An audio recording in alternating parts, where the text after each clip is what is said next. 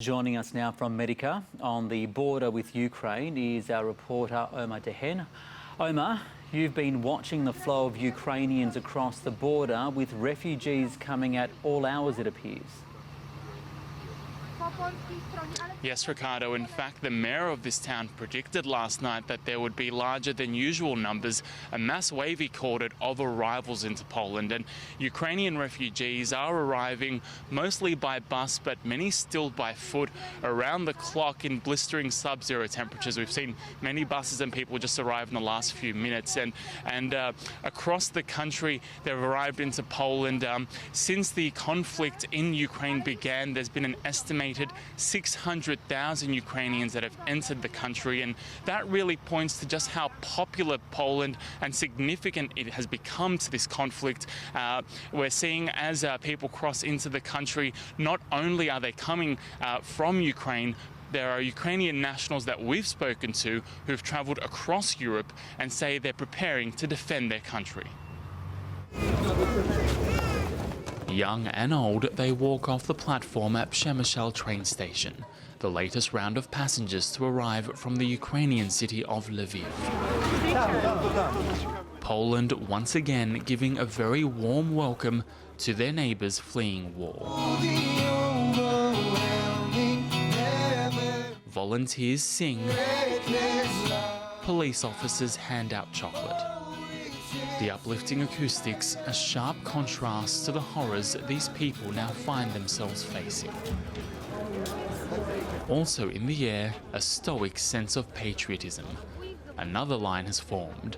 This queue of passengers are taking the train to Lviv, some of them preparing to cross the Polish border and away from the safety it affords to defend their country.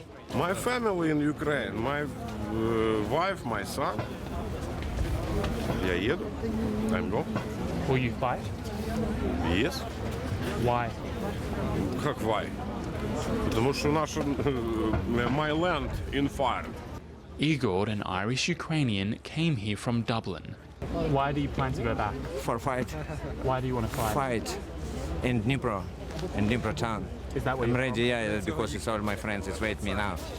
What's motivated you to do this? I don't know. I have only one plan: kill him, kill Dave in Russia.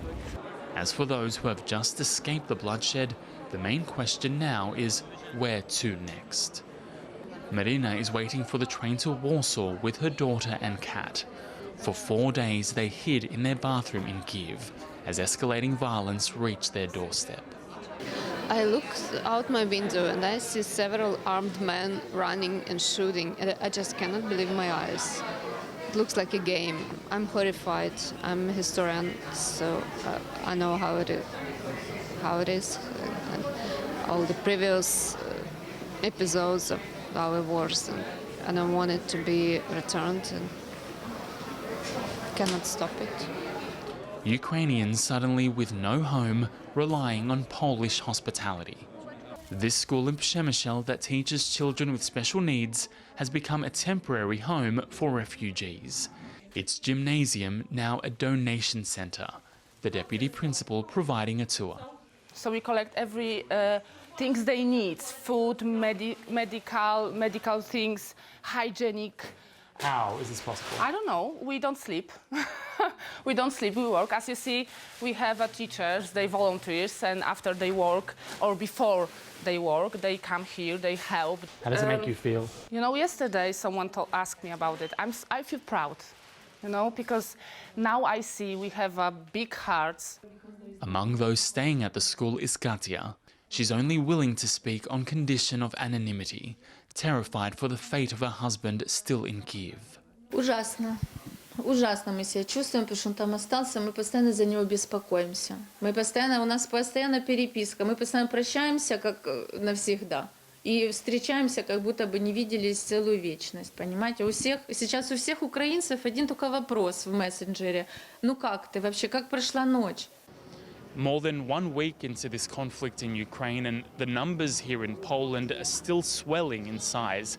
It's expected to stay that way for some time, but its border cities are proving key transit points, not only offering refuge for the hundreds of thousands of people who fled here, but providing safe passage for those willing to return. Some driven by national pride to fight, others simply hoping to be reunited with loved ones still inside. Omar Dehen, SBS World News.